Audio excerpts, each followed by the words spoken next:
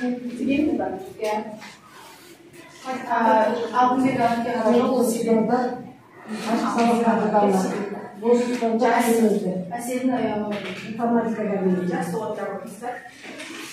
olay olsa, okuduğumuzda sabahımızın başlamasından yeni almayı kadar oyun arkalı toplar bölümü yer, sizce toplarınız toplu arkalı kelip, мәжелер аласыздар яшықтардан сол топқа бір деген сан шықса, бір деген отырасыздар, екі деген сан шықса, екінші топқа жайғасып отырасыздар.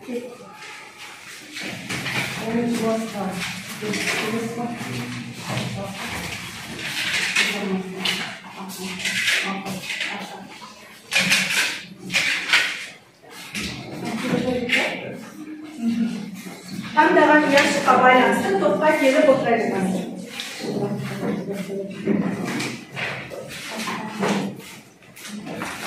Жақсы, мен сіздерді бүгінгі сабақта білім заряды әдісі арқылы бағаланып деп отыр. Сондықтан ең бірінші сіздерге білім зарядының карточкаларын таратып берейін. Әр тапсырманың өз критерийі бойынша мен сіздерді бағалап отырамын. Яғни қуаттандырып отырамын сіздерді.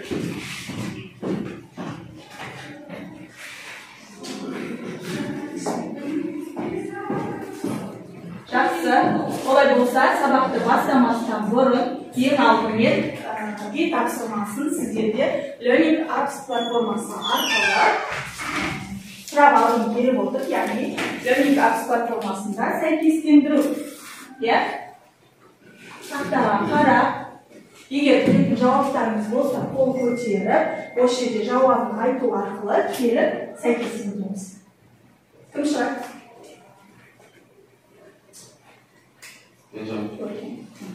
Келіп сәйкестендіреміз. И астын тексереміз, жауабымыз дұрыс па дұрыс.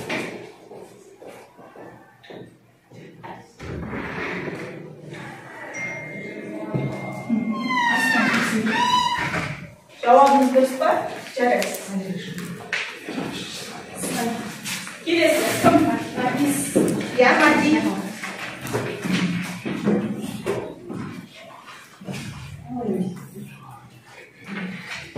Астына жауабын тексереміз. Дұрыс па? Жарайсыз. Отыра қойыңыз. Келесі, Мадина. Айтып отыр екен, сәйкестендіргеніміздің атауы не? Қандай қызмет атқарады? Бізде сайт белгілі бір адамның, не компанияның электрондық құжаттарын белгілі бір адрес бойынша жиналған орнын тексереді. Дұрыс па? Жарайсыз, отыра қойыңыз. Келесі, арайын. F5-дің қызметі өт тарап жаңарту. F5-дің қызметі өт парақты жаңарту. F5-дің үстіне қойсаңыз сәйкестендіру. Тексереміз. Жарайсыз. Келесі, кім бар? Яна Зекен. Бұғамыз қарапайым мәтіндік редактор. Блокнот қарапайым мәтіндік редактор. Біз осы веб-бетті жобалауда міндетті түрде қай программа қолданамыз? Блокнотты қолданамыз. Жарайсыз. Тағы, яғни емес. Сайттың түрлері. Коммерциялық сайттар және визиткалар. Сайттың визиткалары. Тағы, Рамазан. Қандай сұраққа жауап бересіз? Тек ол жұпты және жұпсыз болып екіге бөлінеді екен. Тек үстіне қойды. Жұп жұпсыз деген тек үстіне. Тексеріп отырып басыңыз. Жарайсыз. Я Мадина. Боди ашылы құжаттың денесін шектейміз. Яғни ағылшын тілінен аударғанда боди дегеніміз дене деген мағынаны білдіреді. Тағы бар ма? Сіз қайсына жауап бересіз? Браузер. Браузерлер, яғни Google, Opera, Mozilla, Яндекс деген сияқты. Браузерлер. Тағы біреу қалып қойып жауап береді. Я өткен.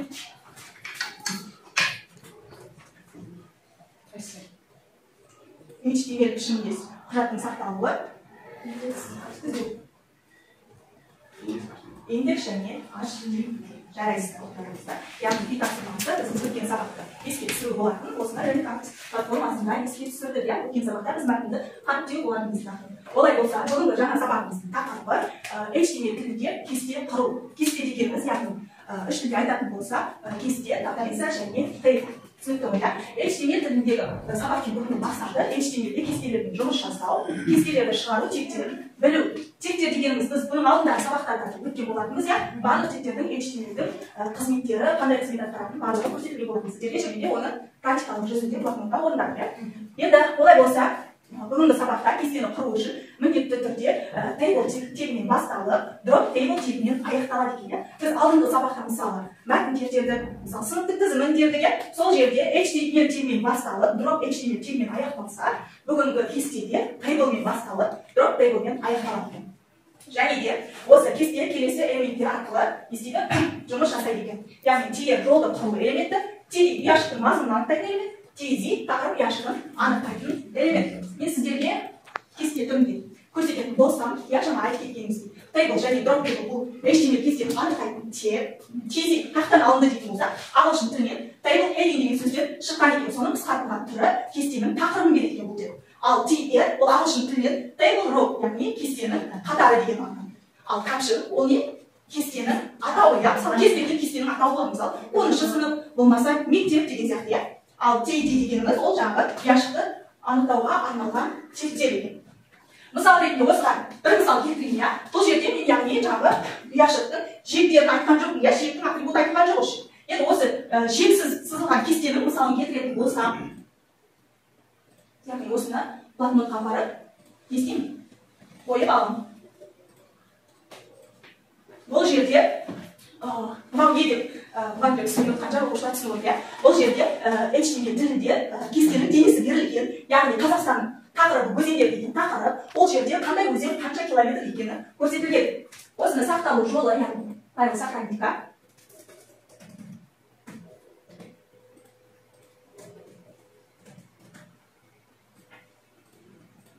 Міндетті түрде, иә, біз веб-бетте кеңейтілімін .html деп таңдауымыз қажет.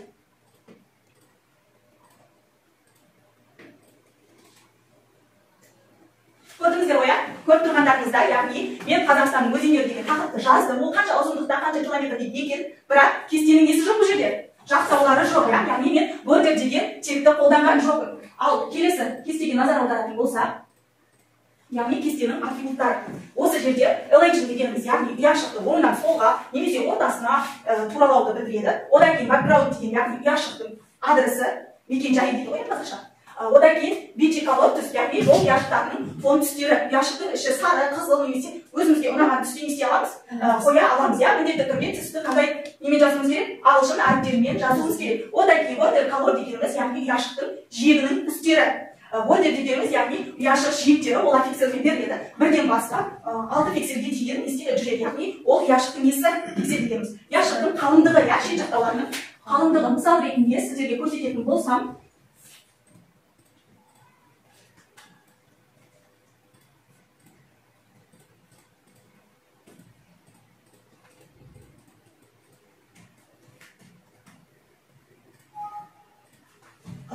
тектерге назар аударатын болса, бұл жерде кестенің денесі по центру деп тұрады, ортасынан басталады, тақырыбы өзендер, жиегі қанша пиксель? 1 пиксельге тең екені көрініп тұр. Ал осыны біз қазір өтпейде ашатын боламыз. Көріп тұрғандарыңызда, яғни жаңағы Қазақстанның өзендерінің ұяшықтардың жиектері орналасқан, иә, бұл жиектер бізде 1 пиксельмен өлшеніп отыр екен. Және де жаңа мен айтып өткенімдей, иә, осы ұяшықтардың несі? Ұяшықтың ішінің түстері, одан кейін кестенің денесінің түстерін ауыстырудың жолын көрсететін болса,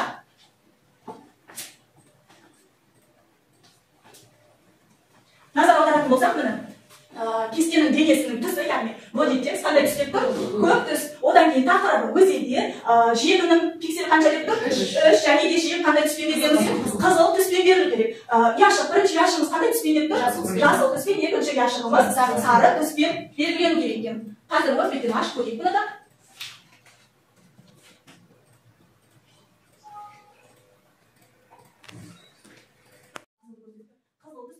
Және бірінші қатарда ұяшықтың түсі жасыл, екінші қатарда ұяшықтың сары түспен белгіленіп тұр. Көріп отырғандарыңыздай. Олай болса, бүгінгі сабағымызды түсіну мақсатында сіздерге бірінші топта тапсырма беріледі. Топта тапсырмада осы тектер берілген, сол жерде қай жерде бірінші топта кесте қанша жол және қанша бағаны тұратынын анықтайсыздар. Яғни мына жерге назар аударсақ, ұяшықтардың санының барлығы көрсетілді. Сол арқылы қанша ұяшық, қандай кесте болып сызылады екен, соны көрсетесіздер. Ал екінші топ сіздерге мына жерде қате берілген тектегі, сол қатесін анықтаймыз міндетті түрде. Соны көрсетіп, қанша қате екенін айтасыз.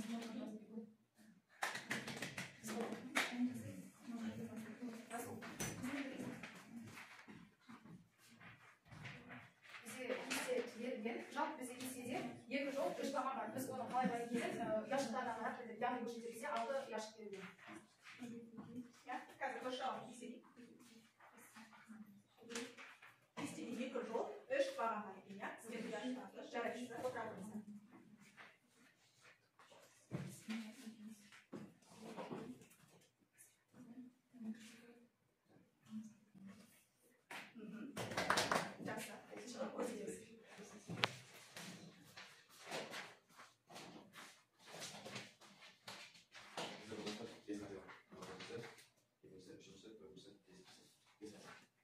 Мына жерде 5-ші қате, мына жерде еселікті олай қате түсіндіріп айтайықшы. Айтқанымша, Т-ның басал, Т-ның айналым. Сосын? Это даже такой, şimdi DH ben ya da DH oluyor. Bu жерде қандай берілді? TR DH-ға берілді. Нарада тигр. Нарада тигр берілді. Яғни DH қалай басталса, дәл солай дроп арқылы не істеу керек? Жалпы керек болатын, ал сіздерде басқа DH-тардың атаулары. Бізді тапсырма бізде жұптық жұмыс, иә? Бірінші жұп арайлымен Расулға кестені жасайтын HTML элементтерін атақ. Бана сабақтың басында мен сіздерге түсіндіріп өттім, иә? Рамазан мен Мадина кестенің ені қалай көрсету керек? Мадина ертеңіз кестенің қалыңдығы, Назерге мен өткен кестенің ұяшықтарын біріктіру қандай тектер арқылы қызмет атқарады екен. Оқулықты пайдалансақ болады, иә? Кестелер тақырыбын ашқан кезде сол жердегі атрибуттар барын айтып өттім ғой, иә? Relation атрибуты, TR атрибуты, Rosman және де қандай атрибут еді? Caption атрибуттары арқылы кестелер деген ашпайсыздар.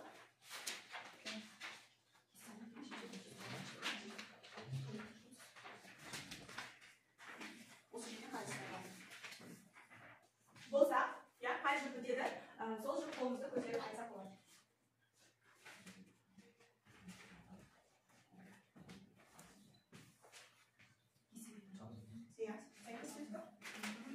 Орнарымызда тұрып оқи беріңіз, болды ба? Кестегенін қалай анықтаймыз? Яғни ол кестегенін анықтайтын өтінсам, оның мәні пиксель немесе процентпен беріледі. Пиксельмен немесе процентпен беріледі. Рамазан екеуміз естиміз. Жақсы. Есеп арқылы практика жүзінде есеп көрсетеді. Бұл жерде егерден берген болады.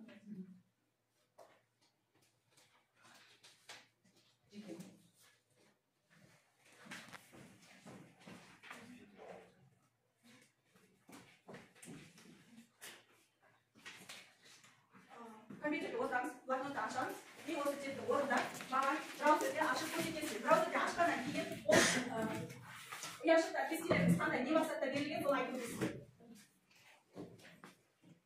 Сіздерге 10 минут уақыт беріледі практикалық жұмысқа.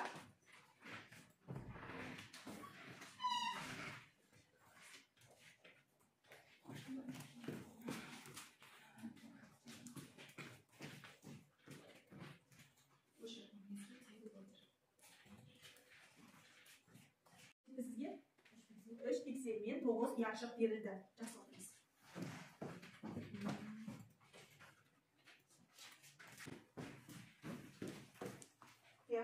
Түсіндіріңізші. Сізде кесте берілген. Ұяшықтың жақтауы қандай түс? Қандай пикселмен берілген? 3 пикселмен берілген. Тағы бітті.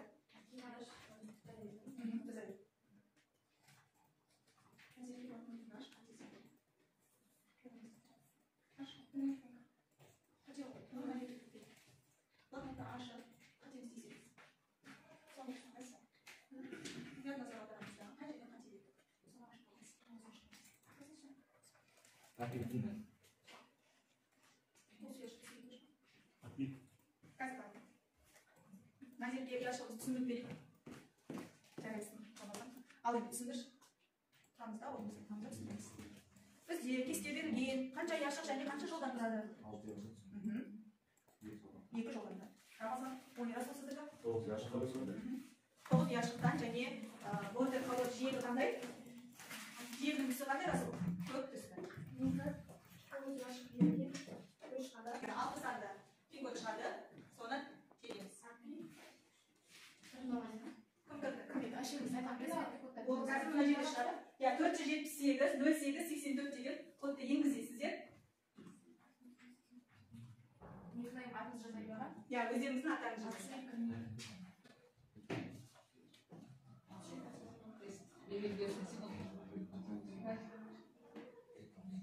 Кестенің бағандарды біріктіруді қандай тек анықтайды? Бағандарды біріктіру.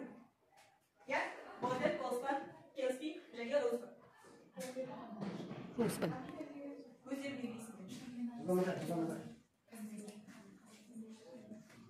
6 жауап. Тағы 2 оқушы тез белгілейміз. Келесі сұраққа өтеміз. Дұрыс жауабы розпан. Ешқайсысы дұрыс жауап бермейсіздер. Қашақта қарасаңыздар жымтық қой. Где тұрайын? Келесі кестені анықтайтын жымтық тек. Жып.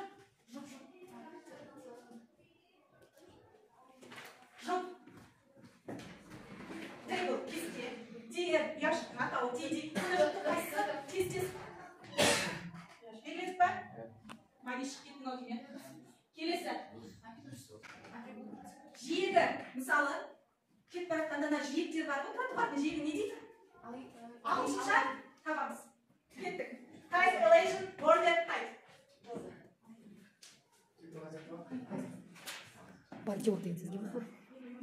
Жолдың жиектерін не деп айтады? Белгіледік па? Төрттен жауаптың Type, elation, border, type.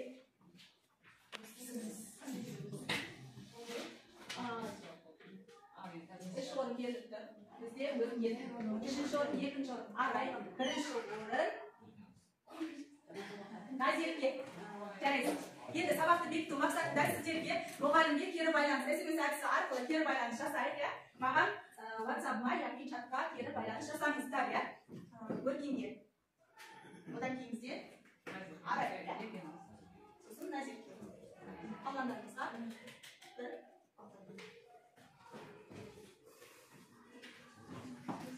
бағалауға артына аты жөніңізді жазамыз, содан кейін кім қанша бал алғанын мен көретін боламын.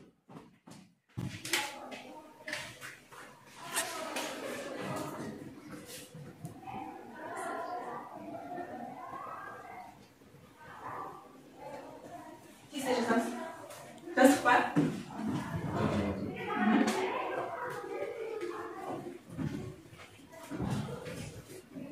Расул, Рамазан, сіздің жауабыңыз болды. Рамазан, Мадина, Ерке. Жақсы. Ал енді, Рамазан, сіз қанша бал жинадыңыз? 7 бал, 7 ұпай. Арайлы, 10 ұпай, Мадина. 9 ұпай, Расул. 9 ұпай, Мади. Қанша? 7 ұпай, 9 ұпай. Еркеназ, 6 ұпай. Назерке, 8 ұпай. Жарайсыздар. Тамаша. Бүгінгі сабақ осымен аяқталды. Егер тапсырма осы параграфты қайтадан оқып, параграф оқып келесі. Кестелерден тақырып алғанда 9 бал алған бізде